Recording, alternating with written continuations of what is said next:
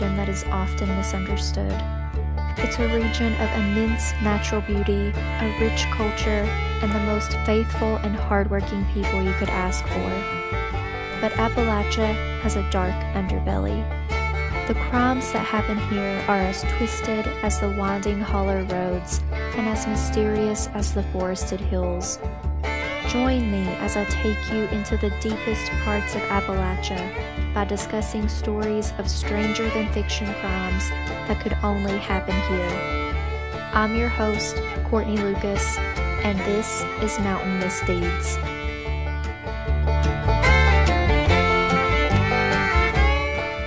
This week, I'll be covering Massey Energy, a coal company with a 91-year history that saw it become the fourth largest producer of coal in the United States before safety violations, disaster, and death brought the company to its end.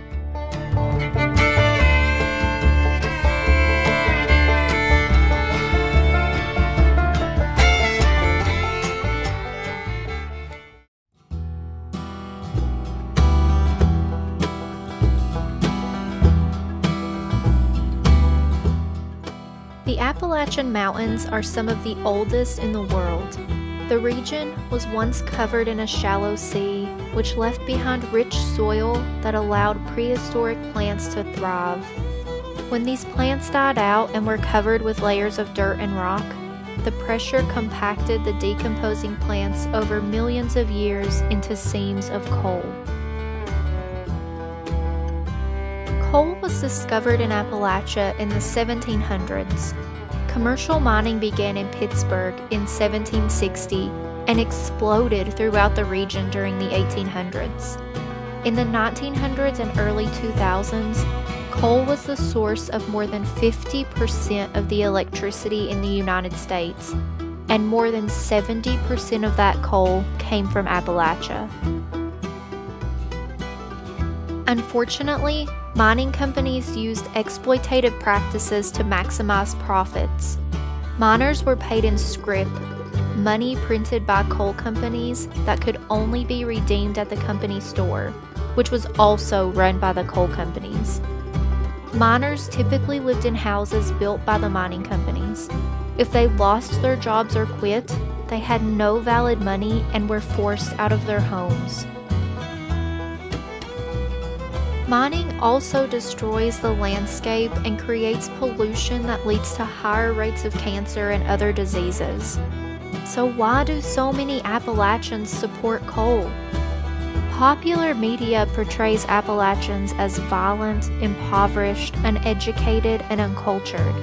The idea of coal culture, developed by Philip G. Lewin, presents Appalachians as hardworking, loyal, responsible, and deserving of economic advancement. If you subscribe to this mindset, it's easy to see environmentalism, especially when it comes from outsiders, as an attack on these values. Coal is also a political motivator.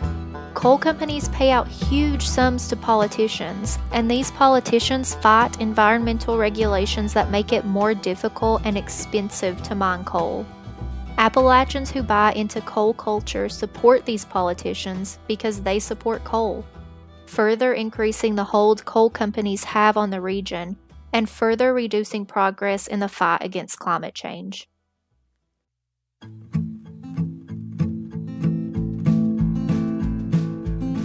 A.T. Massey Coal Company, Inc., the company at the heart of today's episode, was founded in 1920 by coal broker A.T. Massey. In 1945, his grandson, E. Morgan Massey, shifted the company's focus from buying coal to mining it. The company relied on small operations, allowing them to avoid regulations and unions.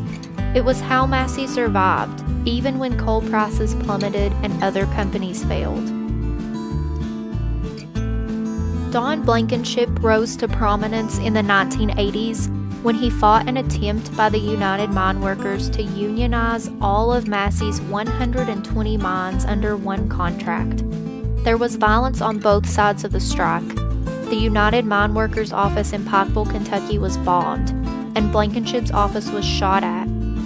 15 months after the strike began, the United Mine Workers agreed to negotiate separate contracts, a huge win for Massey. Blankenship was appointed president of A.T. Massey in 1992, becoming the first person outside of the Massey family to lead the company. A.T. Massey became an independent company in 2000, and Blankenship became CEO of Massey Energy. Everything was looking up for Massey, but their values would soon be tested.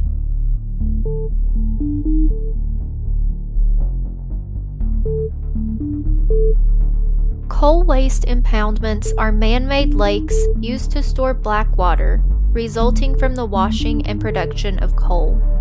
This black water contains coal dust too fine to be filtered out by water treatment facilities, so it's stored in vast black lakes in the mountains. The Big Branch Coal Waste Impoundment was one of these lakes. Shortly after midnight on October 11, 2000, its bottom cracked and ruptured.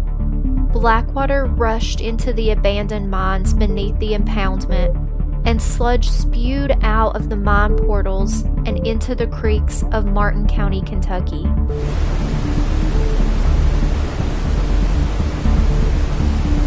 Before the flood was contained, 306 million gallons of slurry had completely blackened Coldwater Fork and Wolf Creek.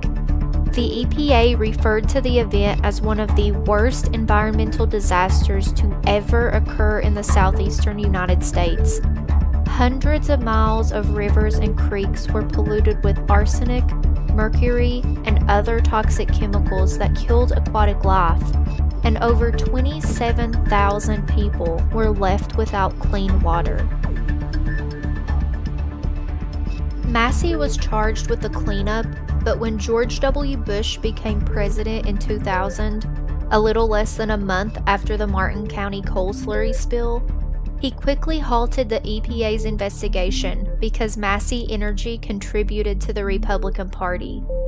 It was later discovered that a previous but much smaller spill had been covered up, and many believed Bush tried to cover up this spill as well.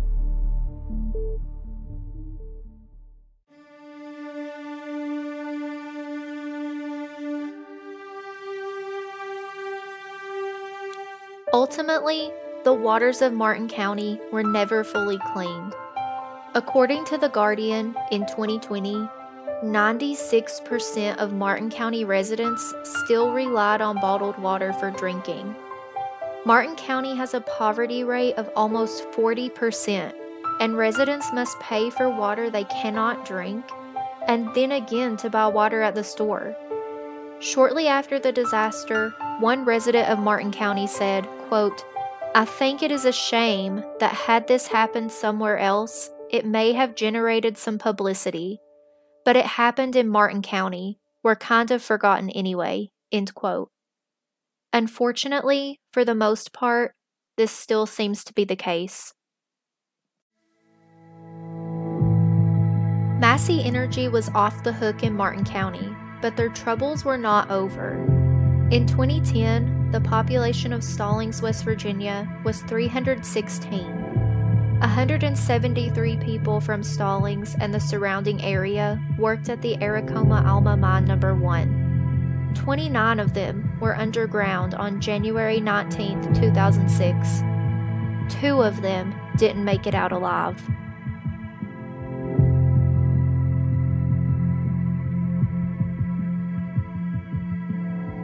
It was shift change. A fresh group of miners were headed to the long wall, a wall of coal that allowed for high volumes of coal to be extracted. The shearer, the large saw-like piece of equipment used to remove coal from the seam, had a belt that needed to be realigned to prevent rubbing. Once these adjustments were made, production resumed. The day shift left the mine, and the afternoon shift took over. But it wasn't long before the belt became misaligned again, and the foreman observed smoke. They stopped the machinery, but in a matter of minutes, the coal rib was on fire.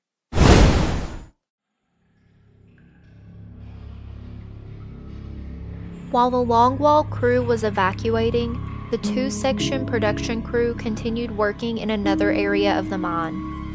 When their equipment suddenly stopped, they were informed of the fire by the surface office.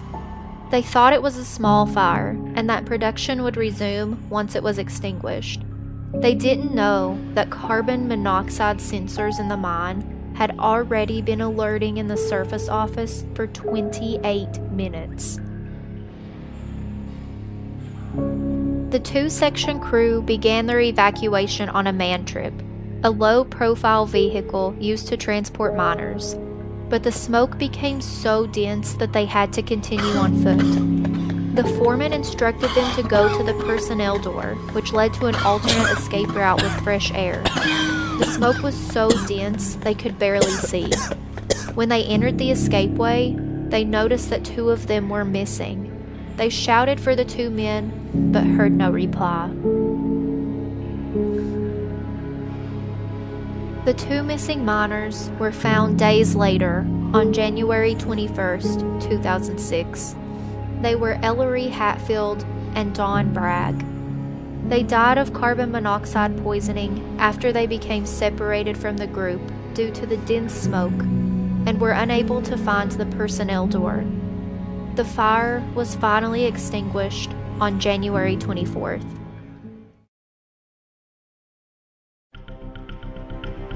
The Mine Safety and Health Administration, or MSHA, investigation uncovered a long list of safety violations at the mine. The required fire suppression system was not installed. There was no water available to fight the fire. Stoppings had been removed from doorways, which allowed smoke to enter the escapeway. Miners received inadequate and inaccurate training. Escapeways in the mine were poorly marked. Carbon monoxide alarms were dismissed without alerting the miners underground. Not all carbon monoxide sensors were properly working, and combustible materials were allowed to accumulate in the mine. Had any one of these issues been rectified before the fire, it's possible that Ellery Hatfield and Dawn Bragg would still be alive.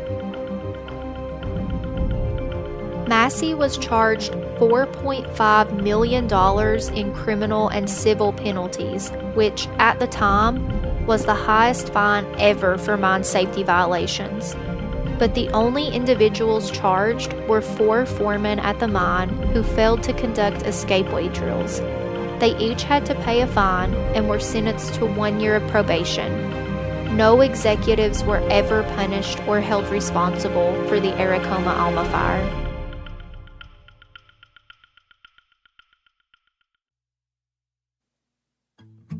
By 2010, Massey was the 4th largest producer of coal in the United States. They did a lot of good for Appalachian communities, like providing jobs, bringing in doctors, creating scholarships, sponsoring community events, and even throwing a huge carnival for all of their workers, an event that I attended with my friend and her father, a Massey employee. Things were pretty quiet for Massey Energy, but it wouldn't be quiet for long. Many things in Montcoal, West Virginia revolved around operations at the Upper Big Branch mine. But on April 4th, 2010, the mine was silent. It was Easter, and the miners had the day off to go to church, spend time with their families, and enjoy the sunshine. But April 5th was business as usual. The machinery roared back to life, and the man-trips transported miners deep underground. It was a typical day at the Upper Big Branch mine. Machinery had to be stopped and repaired, which meant production was halted. Management wouldn't like it. The ventilation had changed too. It was often hot in the mine, but on April 5th it was sweltering. It was almost 3 o'clock, almost shift change. But then,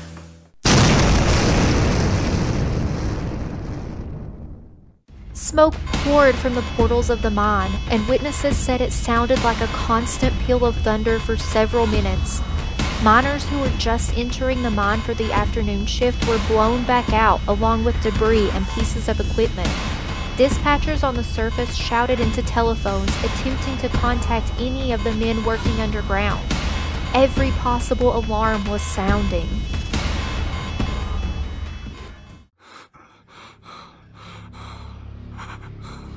When the explosion finally ended, Tim Blake, a miner who had been on a man trip deep in the mine, saw his friends and co-workers lying around him.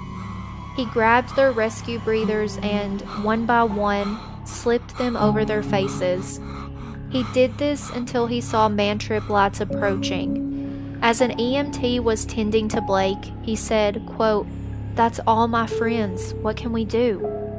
The EMT replied, quote, "All we can do is pray."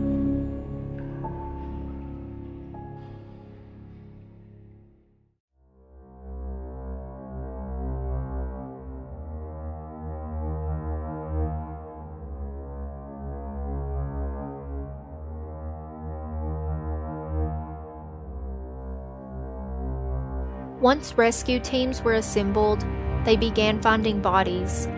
First 7, then 5 more, then an additional 6, and then 7 more, for a total of 25. The rescue effort was slow because rescuers had to evacuate multiple times due to high levels of carbon monoxide. A normal level of carbon monoxide is less than 5 parts per million. One reading taken at the mine was 8,000 parts per million. The rescue effort was also hampered by the lack of a tracking system at Upper Big Branch. No one knew exactly how many miners were underground or who those miners were. Eventually, it was determined that there were 29 miners underground, which meant that 4 were still missing. Family members were left waiting, praying that their loved one would be found alive. The search effort finally ended on April 9th, when the remaining 4 victims were found.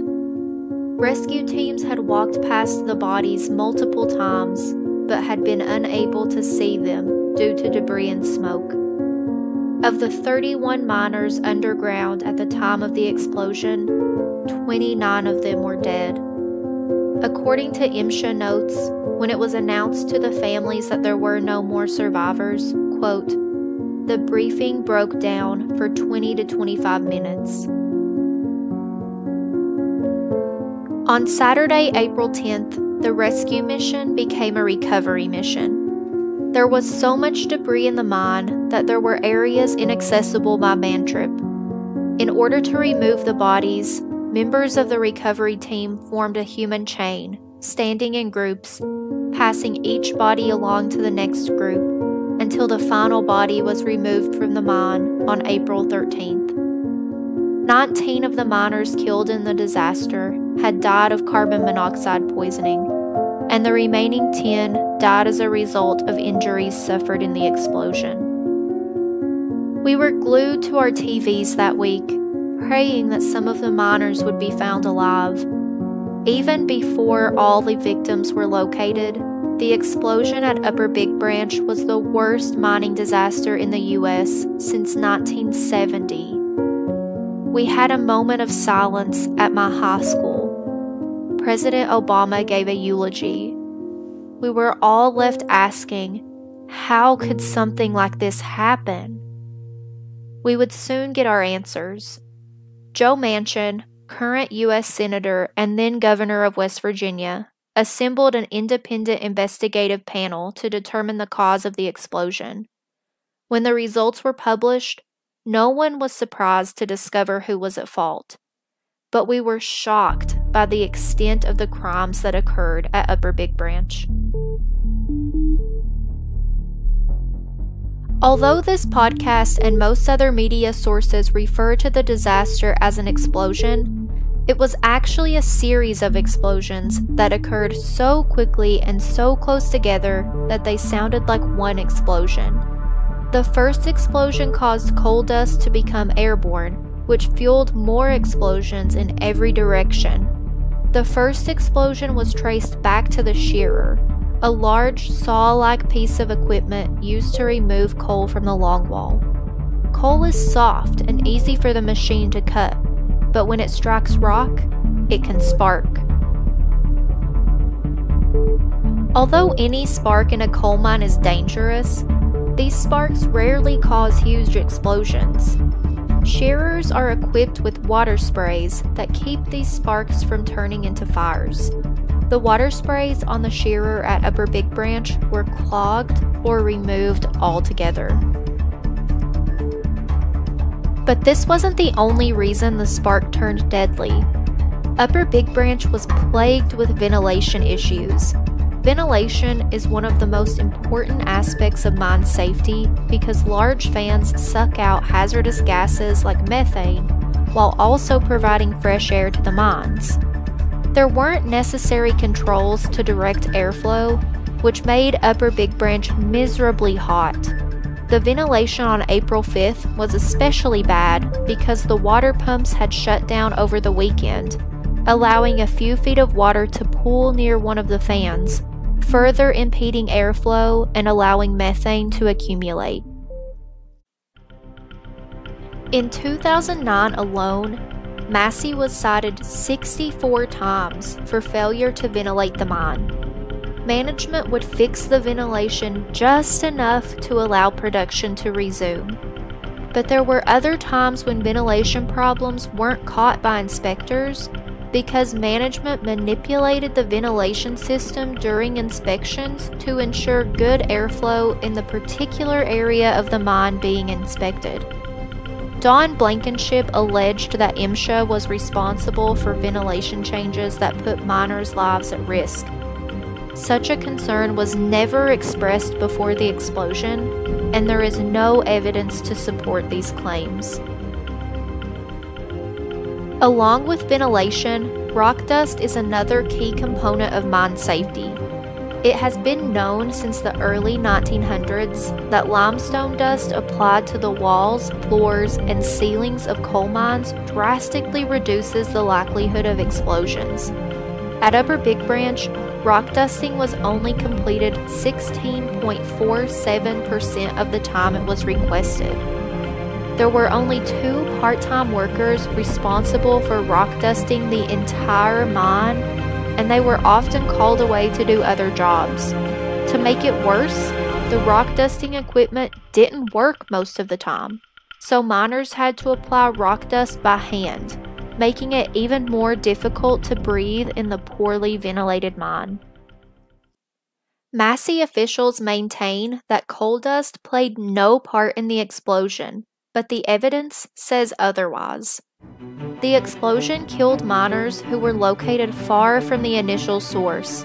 Had the mine been properly dusted, the explosion likely would have been contained to just one area, but the coal dust became fuel, allowing the explosion to spread through every part of the mine.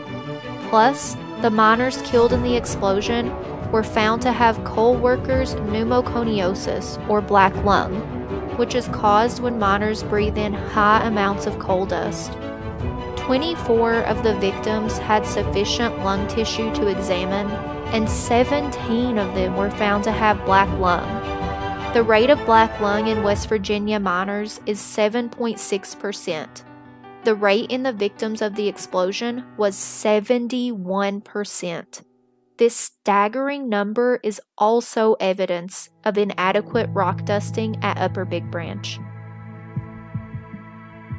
It became clear to the investigators that Massey had created a culture in which deviation from safety protocol was the norm. Even though Blankenship repeatedly touted extra safety measures they implemented in their mines, claimed they won awards for mine safety, and claimed safety was valued over production, these claims simply weren't true. It doesn't matter what safety measures Massey implemented when they were skimping on basics like ventilation and rock dusting. Safety measures are created to protect the lives of miners, but Massey viewed these measures as rules imposed by MSHA to limit production. Longwall mining requires a huge financial investment, and it makes sense that mining companies are worried about the bottom line, but not when it comes at the expense of safety. Even when miners reported safety violations, they faced intimidation from management. While getting fired is always concerning, it was especially concerning for Massey miners. The company would offer bonuses, but if miners quit or were fired while still under contract, they would have to pay back the bonuses, including money that had been withheld for taxes. Furthermore, miners who quit or were fired could not work for any of Massey's competitors within a 90-mile radius of the Massey mine where they had worked. Miners had no choice but to stay quiet about safety violations. How was Massey able to get away with such severe safety violations for so long? MSHA's purpose is to protect miners, but MSHA inspectors in West Virginia were vastly overworked. Most of the inspectors had only 2 or 3 years of experience, which made it difficult for them to stand up to aggressive mine operators who would try to find any loophole they could. West Virginia state mine inspectors were even more overworked.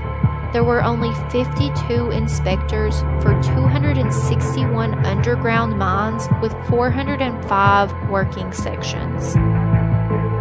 But this doesn't mean that the safety violations at Upper Big Branch went unnoticed. In 2009 alone, MSHA cited Upper Big Branch 515 times, and miners had to be evacuated 48 times. MSHA had the authority to declare flagrant violations or a pattern of violation, but MSHA failed to use these tools and failed to protect miners from bodily harm. It turns out that Upper Big Branch should have been placed into potential pattern of violation status in 2009, but wasn't due to a computer program error. Once the full picture of Massey's safety violations was presented, it became clear that this was more than just a problem at one mine. From 2000 to 2010, Massey had the worst fatality record of any mining company in the U.S. Including the miners killed at Upper Big Branch, 54 miners lost their lives in Massey mines in those 10 years.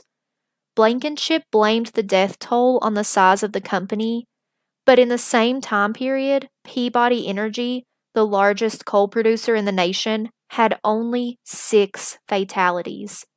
In those 10 years, Massey had been cited 62,923 times, and MSHA had proposed $49.9 million in fines, which was $15 million more than any other company. Almost $2 million of these fines were issued at Upper Big Branch. Massey had been able to recover after the Martin County coal slurry spill and the fire at Aracoma, but the death toll at Upper Big Branch was too high to forgive. Blankenship stepped down as CEO in December 2010, and a month later, it was announced that Massey Energy would be sold to Alpha Natural Resources. Executives at Alpha said they would comply with safety standards. This went out the window when Massey's chief operating officer was chosen to help implement Alpha's safety program. Ultimately, Alpha Natural Resources agreed to pay $209 million in connection with the Upper Big Branch disaster. This was, and still is, the largest resolution in a criminal investigation of a mine disaster. 4 men were convicted of criminal charges. Charges included lying to government investigators, destroying company documents, conspiracy to thwart federal mine safety regulators, and conspiracy to violate MSHA standards. Sentences ranged from 12 to 42 months. Former CEO Don Blankenship was charged with 3 felonies and 1 misdemeanor. Even though none of these charges accused him of direct responsibility for the explosion, they did carry a maximum prison sentence of 30 years. Over 5 years after the disaster, he was convicted of 1 misdemeanor charge of conspiring to violate federal safety standards and was exonerated of the 3 felony charges. he received the maximum sentence for the misdemeanor, which was 1 year in prison and a $250,000 fine. Even though he received only 1 year, it is the only time that a coal company president has been convicted of any crime related to mining deaths. Although the criminal charges did little in the way of justice, it was a relief to see these men held accountable. I wish I could say the story ended here. When Blankenship was released from prison in 2017, he launched a political career. He ran for the U.S. Senate as a Republican in 2018, but lost in the primaries. He then ran under the Constitution Party, but couldn't get on the ballot. Then, in 2020, he launched a presidential campaign. He secured the nomination of the Constitution Party and received 59,924 votes. He still maintains that MSHA was responsible for the Upper Big Branch disaster. I hope that this episode has shown that the crimes of the coal industry are destroying Appalachia. Unfortunately, it takes disasters like the one at Upper Big Branch to effect change. The people of Appalachia are forgotten and viewed as disposable because the coal companies committing the crimes have helped politicians gain and retain power. Until politicians stop accepting donations from companies that are literally killing people and contributing to the global effects of climate change, and until these companies are truly held accountable for their actions, it's only a matter of time before another disaster occurs. Look me in the eye when you're talking to me. Wanna see in your soul when you lie. Don't try and tell me that you couldn't foresee what everybody reckoned was a matter of time. Goddamn right, I'm emotional. I ain't nothing but a man. Hell yes, this is personal. Before we leave here, you're gonna understand. It's about fathers. It's about sons. It's about lovers waking up in the middle of the night alone. It's about muscle. It's about bone. It's about a river running thicker than water. And it's about blood.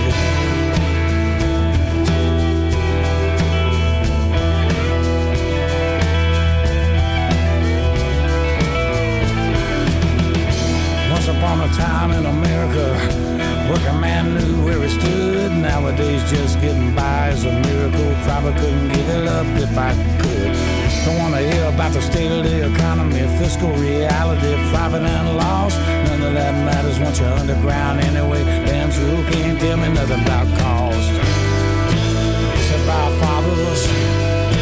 It's about sons. It's about lovers waking up in the middle of the night alone. It's about muscle. It's about bone. It's about a river running thicker than water, and it's about blood. Sources for today's episode include The Guardian, The Washington Post, CBS News, The Charleston Gazette-Mail, Encyclopedia.com, Don Blankenship, The Independent Report of the Upper Big Branch Disaster, The MSHA Report of the Aracoma Fire, Appalachia's Coal Mines Landscapes, Philip G. Lewin, and the Journal of Appalachian Studies. All the music in this episode is from YouTube's audio library and Pixabay and is licensed under Creative Commons. The closing song is It's About Blood by Steve Earle and was written to commemorate the disaster. A full list of sources, links, and attributions can be found in the show notes for this episode.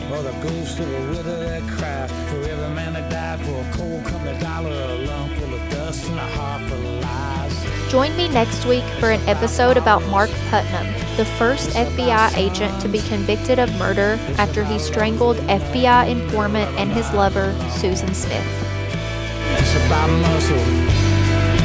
It's about bone. It's about a river running thicker than water, and it's about blood. Thank you for listening to Mountain Misdeeds. And remember, Appalachia might be misunderstood, and the crimes committed here might be mystifying, but what's done in the dark will always come to light. It's about Carl Acord, Jason Atkins, Christopher Bell, Gregory Stephen Brock, Kenneth Allen Chapman, Robert E. Clark, Charles Timothy Davis, Corey Davis, Michael Lee Ellswick, William L. Griffith, Stephen Hara, Edward Dean Jones,